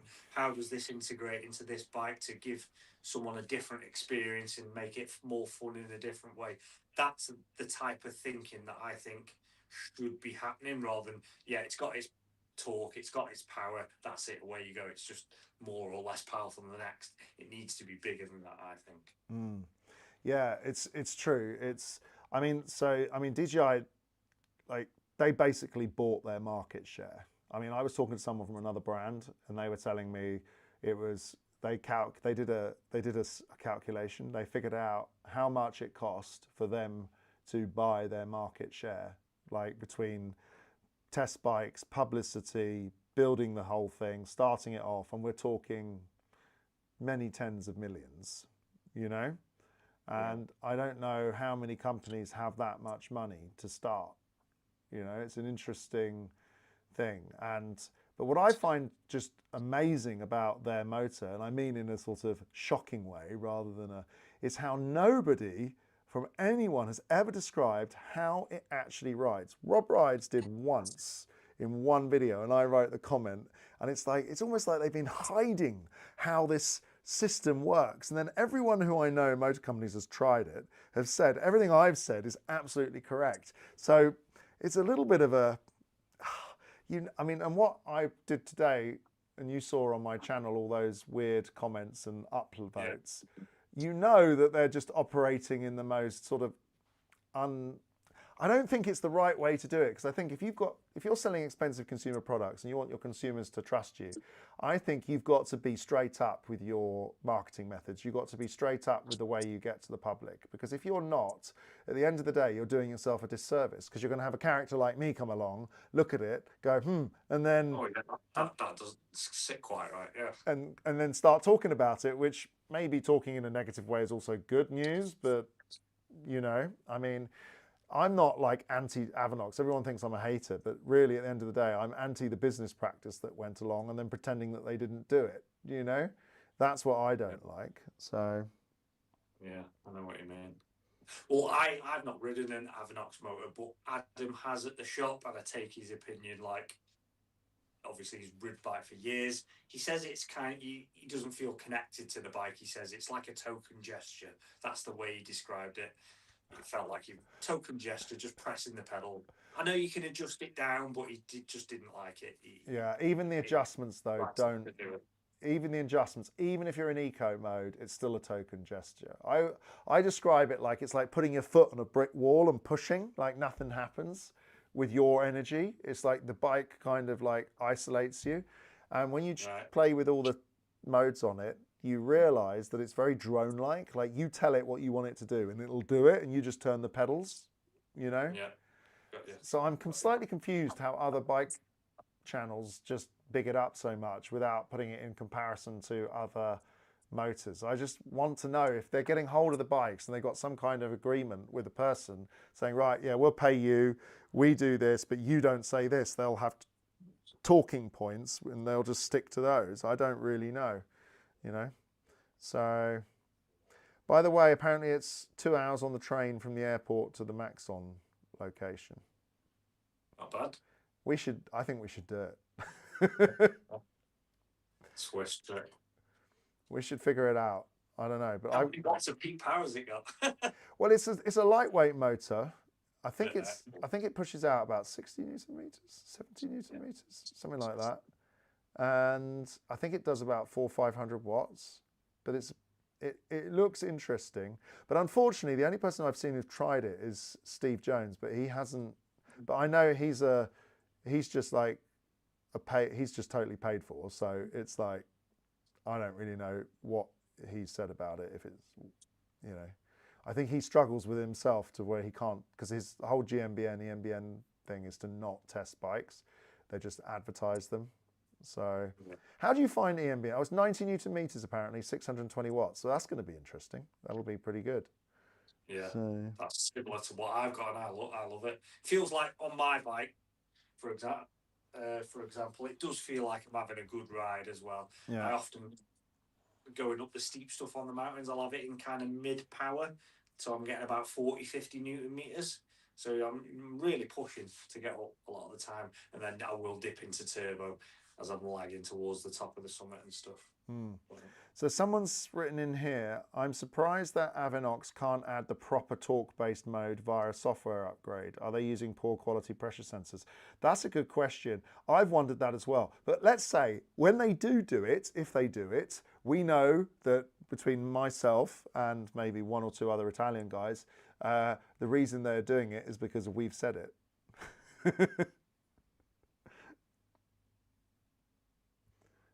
So anyway, what's the Trek looking like at it now? Cannot decide. Does that mean they want a rail or they want a rail plus?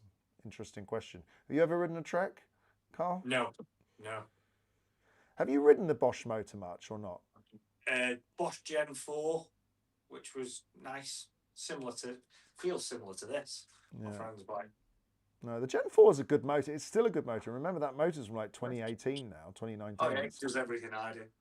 Yeah, it's impressive. So, by the way, we're still up at 25 viewers. I rid the Gen 5 as well on a pivot shuttle. I forgot about that. Oh, that was really good. The pivot shuttle's an interesting bike. I rode it the other day. I was really impressed. And also the mythical Yeti. I will say the Yeti is what they say it is. It is an incredible bike. The rear suspension just feels unbelievable. I've never really tried anything quite like it, to be honest. So, but it's eye-watering. It's 13 grand for the cheapest version, I think. Yeah, it's bonkers, isn't it? Yeah. I did the pivot slam as well. That's the other one. That was the 60 Newton meters, and that was brilliant. That felt great climbing. Yeah. SL. Yeah. If you spend a lot of time on these lightweight bikes, you actually realise that they are more than enough. And and it feels like a nice, it does feel like a more cycling related thing. So I'm wondering what do you reckon? Do you reckon the market's going to split into sort of the moto triers and then the rest of them just sort of wanting to be cyclists? What do you reckon?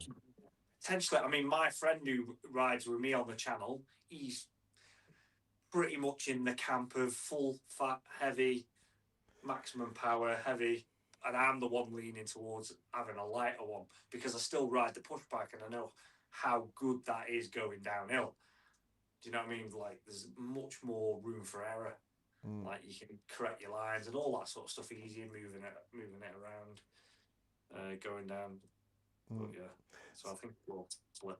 So I've got you this question for you. Bosch, Marley, Bros, Yamaha, etc. Cash they could invest in motors, marketing, innovative products, and are orders of magnitude larger than DJI. They just slow to innovate like German automobile market. Ooh, what do you reckon?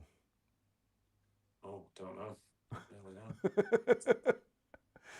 That's an interesting question. Yeah. What kind of car do you drive? Do you drive a German car? I've got a BMW 4 Series Grand Coupe. Yeah. So, I mean, I'm a Volks, but I'm a German car driver. Mad, but I've got a full fat e-bike on the top of that car. It's mental. Interesting. I do need a van now. Yeah, I mean, honestly, I use bike racks, and I've got the tow bar mounted hitches, and I use the tool stuff, and they're amazing, or poulet, or however you say it. And the latest stuff is just incredible. It's on, and I've had vans, but they do use a lot of fuel, so. Yeah. We got, by the way, another comment here. Full power with a huge battery and as much as travel as possible. XC to ski resort and all day fun. Wow. Yeah. It's that big battery thing and the I don't know, like, I mean, the heaviest bike I've tried was like 30 kilos. It was pretty, or 28. I think it was a Raymon, their base model enduro bike. And if you're going in a straight line fast, it's fine.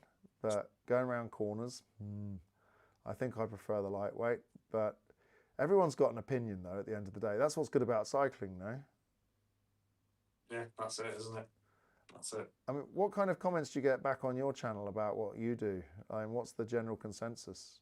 When I got an e-bike, there was a fair few people that said, "Oh, go into an e-bike, you're cheating, this, that, and the other." But for what I do and the rides I do, it makes perfect sense. I can do so much more with the e-bike in a shorter period of time, which allows me to do more videos, do more riding. So yeah, it's a win-win, especially for my channel and what I'm doing. Definitely, I still ride the push bike because I love it, but the e-bike gets ridden a lot more now. So how did you get your channel to be? Is it like, you're like 6,000 views now? You're pretty, or subscribers. You've done pretty well. Yes, 6,600 odd subscribers now. It took, I remember, because it was December 24 started it. I was like, a couple of my friends told me, because I used to play Call of Duty online, as a lot of people do. It was one of my hobbies during COVID. Me and my mates would play that. And they always said, you need to do a YouTube channel. You'd be really good at it. And I was like, I'm not doing that. But that bit of doing a YouTube channel, I then decided to combine that with biking. So I did that. And then it was a slow start. It took like 2 months to get to 100 subscribers, but then it just started ramping up really quickly. I think good location, my enthusiasm on the videos.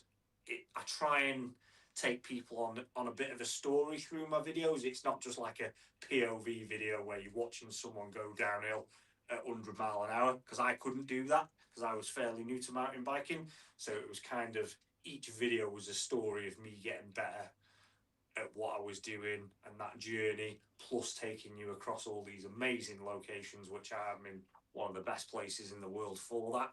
So yeah, I think that's why it's done so well. Yeah, no, it's impressive because I mean, I've been doing this whole media YouTube thing for a long time, and my own channel only when the last like year, no, 3 years, because it was always like a side quest, and now I've kind of drifted into it more, you know, and Yeah. I like experiment with stuff, but I'm almost at 6,000 subscribers, but I'm not quite sure if the subscriber count means much, because the video counts we get, you as well, we're getting a lot of views. I mean, the YouTube's changed, no?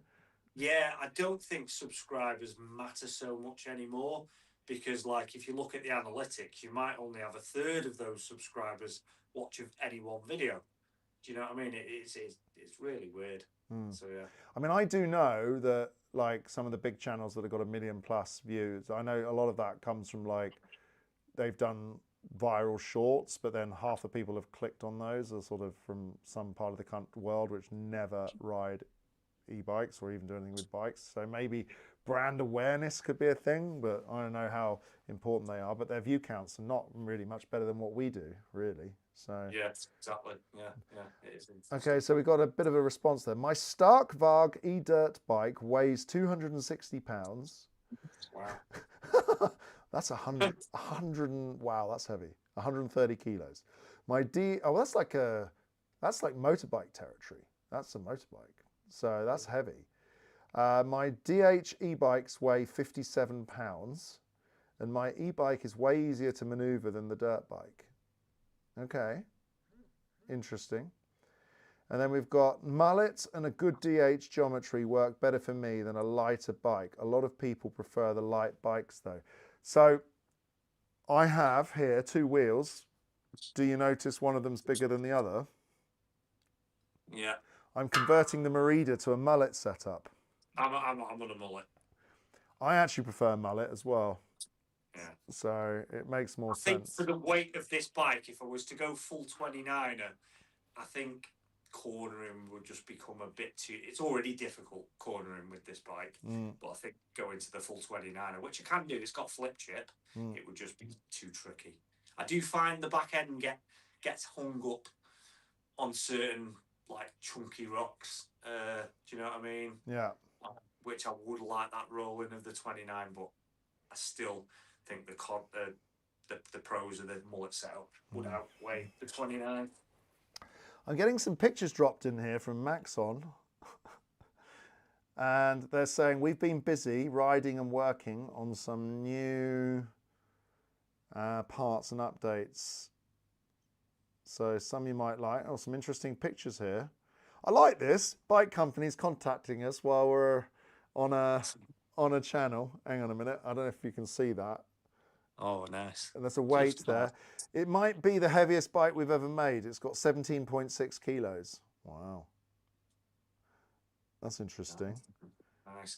I think if my dream weight for an e-bike would be around 19 kilo, 19, 20 kilo. I think it would have enough weight to you'd still get that planted feeling. Without scrimping on tyres. Yes, you just said it. It's the scrimping on tyres that bike companies do. So annoys me. Like DJI, I think they did it with the Amflow. It had a lot of light stuff on it. So when you add up the proper kit on, it was 23, 24 kilo anyway. I know. I mean, I stripped a T-Wing, which got the DJI motor, and I think it was like 21.65 kilos, but most of that weight benefit was from the frame being lightweight and the tyres being lightweight. It wasn't from and the fork was quite light on it. I think it might have even been 34. It wasn't because the motor weight was 2.5 something kilos. The Marley is marginally lighter than that. It was only a couple of 100 grams heavier than the Bosch. And the battery packaging, because they put that battery in like fixed to the frame with 2 screws, there's no ancillary parts, and the case is very simple. So they kept the weight down with that, but it's not vastly lighter. It's like 3.6 or 4 kilos. I don't know. It wasn't shockingly. I mean, the Bosch battery has to fit in a larger range of bikes, you know, so they have, because they want to be removable, because Bosch told us that like 70% of people like to charge their bike with the battery out of the bike. Do you charge? I mean, I assume you charge in the garage, no? So. Yeah, no, I charged. I've done a video about this because it's so cold here in winter. I take my battery indoors, charge it where it's nice and warm. So you need a removable battery at the end. That's what you're saying. I wouldn't. Yeah, I do. I prefer a removable one. It's in the house now, and I charge it indoors because it's been freezing in this room, in this garage over winter, and I wouldn't like charging it in those. I mean, I suppose you could always like put an electric blanket on it, no? You could do. You could. So we've got last couple of comments, and I think we're going to draw our stream to a close soon. So let's have a look here. I think Avanox can call the torque-based mode a technical climb mode. That way they will not accept that they did everything wrong. They will just make an existing motor even better, give them a hint. Yeah, we've been giving them a hint, but I mean, what do you think about the whole data thing and bike companies? You do a bit of tech and data. Do you think bike companies should be collecting all our data? What do you reckon? No, definitely not. I mean, how do you feel about the fact that you give your data to the motor company, but you bought the bike from a bike company? Doesn't that like it's like me, I don't know, like marrying one person and, you know, making children with another, no? Yeah, it's something's not quite right with that somewhere, is there? Yeah, we've got another. Yeah, you reminded me of a point as well. Go on. I don't think we should have or need apps for all these motors. Yeah, it's good having an app, and I like to use an app. Don't get me wrong, because I like to go in mess with the settings, but don't make it essential. You need to be able to do part of that bricking thing. If you can do everything you need to just from the bike, that's how it should be. Yeah, I agree. That's my thing. Like when Specialized first came out with the app, I was always annoyed with it because I could never get it to Bluetooth connect properly to my phone. And I've always found, depending on, I use Android normally because I break a lot of phones. So, but basically for me, like the Bluetooth connections connecting to bikes, pretty unreliable in general, in my experience. And I just get, and the Bosch, you even need an internet connection, otherwise you can't make any changes. You have to have an internet connection. So I was super pleased when Marl made their bike with 1% changes, and they've changed it in a software update to 5%. I said, no, put it back to 1. So let's see if they do that. And yeah, anyway, someone's written here, I'm literally changing my tyres now on the Trek and about to chuck them out the window. So annoyingly hard to change. What tyres are you putting on? Yeah, I wonder. Yeah, wheel combination and tyre combination, that's a tricky one. Sometimes they just don't fit properly together, do they? I'm a radial tyre man. I love the Schwalbe radials. Really do love them. Do you find they make much difference? I didn't really feel like they made much difference to me. Like, good tyres are You good do tyres. what I do. If it's not really rocky, you won't be able to tell the difference. But when it's proper chunky, rocky, gnarly, they just give you this damping sensation that and a confidence. You like going from a Maxxis tyre to this Schwalbe radial on the really chunky stuff. You can really tell the difference. Well, that's interesting. That's pretty interesting because their advertising is not about rocks; it's about woods and loam. It's woods and loam. You can't tell the difference. Literally, Yeah. You wouldn't know if you're on a Maxxis from a Schwalbe, but when it's rocky and gnarly, that's when it comes into its own. Interesting. Yeah. I mean, but tyre testing back to back is also a very, very dark art. I've heard that. Like, it's not an easy thing to do. And there are apparently, I met at the Pirelli stand the other day when I was at this event.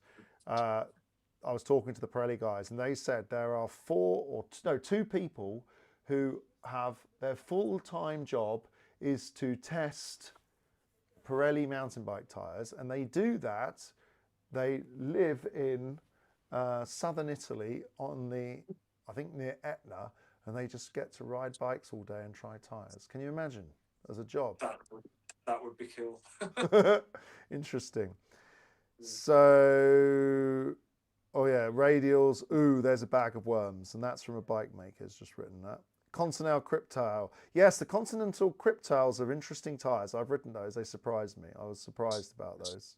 I personally use Goodyear's as my favourite personal tyre that I like, but not many people have those. But I just got hold of some. But I need to get hold of some more because I want. The thing about the radials, you can run them at really high pressures, and you still get as much grip as you would on another tyre at low pressures. So when you're going over all this janky rock you get here, you're just not you're not smashing the rim. I've never hit the rim since having radials, which is quite a testament so yeah.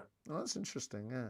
So anyway, let's read the last comment. I don't need to give my data to them, but in case of any issues or a recall, they will be able to contact me. They can have my email. I don't mind. Ooh, there you go. There's an opinion. Anyway, Karl, I reckon we're going to wrap it up now. And yeah, fantastic. And I just wanted to say thank you for joining me on the stream. Yeah, absolute pleasure. Thank you very much for inviting me along. I mean, I surprised you a bit with that one, but there we go. It was. Yeah, that's it. I think we should do once a month at least. What do you reckon? Yeah, I'd be up for that.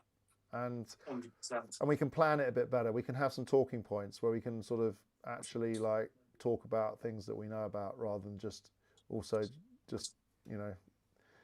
being surprised. Yeah, well, it's gone quite well, like with the flow, like lots of things to talk about in the biking world, isn't there? And I love it, so yeah.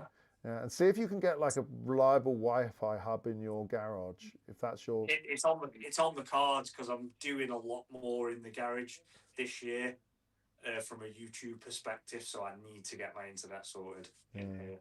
Cool. Well, that'd be amazing. Anyway, well, thanks to everyone for watching, and yeah, thank you all. And I'm going to end the stream now. So don't forget to share and go and check out Karl's channel, MTB Shredders UK. Is that it? What is it? MTB Trail Shredders. Okay, MTB Trail Shredders. And obviously, if you're on this stream, you know where my channel is. We're on it. But check out the video I posted today. It'd be cool to see what your opinions are on the whole DJI spamming everyone. I think there's quite a lot of opinions on that. It's been happening not just to me, but to other people as well. So anyway, there we go. All right, guys. Thanks, everyone. Take care. See you now.